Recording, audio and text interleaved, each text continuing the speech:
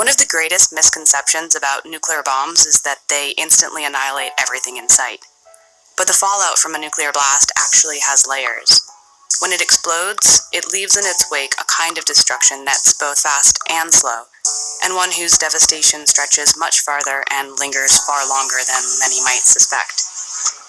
Here's what actually happens when a nuclear bomb hits. For the sake of example, imagine a 10-kiloton nuclear bomb goes off in Times Square. The moment it detonates, a white flash is visible for miles.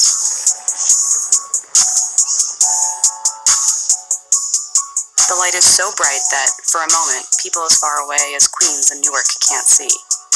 At the same time, scorching heat radiates outward from the explosion site, followed by a massive fireball. The core of the fireball is tens of millions of degrees, as hot as the center of the sun. There are few survivors within a half-mile radius of the blast. Buildings and vegetation in that same range ignite or char. The bomb disrupts gas lines, burns structures and power lines, and knocks out communication towers and cell phones within about 1.6 miles. Flying glass and debris are immediate danger, so stay where you are until you're sure it's safe to move. A colossal wave of pressure follows the fireball, traveling at the speed of sound and producing winds as fast as 500 miles per hour.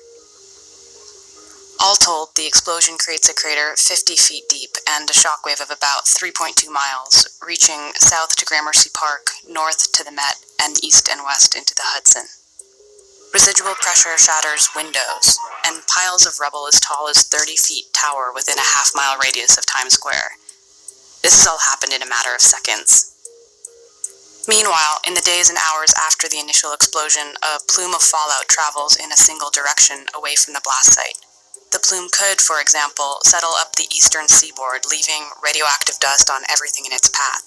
The most radioactive region of the plume could reach about 20 miles to New Rochelle. A much larger but less radioactive region of the plume, known as the hot zone, could extend about 60 miles north to Monroe, Connecticut. Now large amounts of pulverized debris and molten earth are pulled up into the mushroom cloud.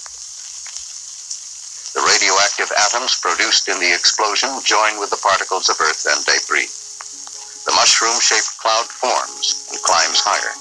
The first pulse of radiation wreaks biological warfare at the molecular level of everyone outside or in weakly insulated buildings, altering the structure of key cellular machinery and injuring DNA, so that within minutes, people begin to feel nauseous and dizzy and begin to experience headaches and vomiting. Then, anywhere from several days and 2 weeks, symptoms of those exposed to radiation worsen. In severe cases, infected people will become delirious, emaciated, and incapacitated. In most cases, people with radiation sickness die in one of two ways.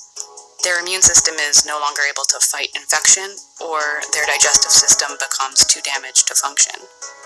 Those who survive do so by seeking shelter, ideally in a strong underground structure like a basement, a tunnel, or a parking garage. Fallout from a nuclear blast is extremely dangerous at first, but the danger decreases rapidly. Within 24 to 72 hours of the explosion, it's safe for survivors to reemerge. Theoretically, a bomb of this size would kill about 250,000 people and injure roughly 300,000 more. That's 20 times more deadly than any act of terrorism or natural disaster in all of America's history.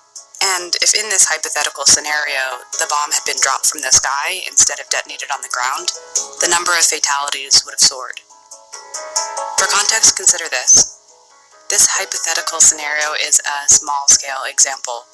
A larger nuke, like the 300-kiloton warheads that countries like, say, China or Russia possess, would kill at least 1.2 million and injure an additional 2 million more. All these factors must be considered as we plan for the survival of our homes, our family,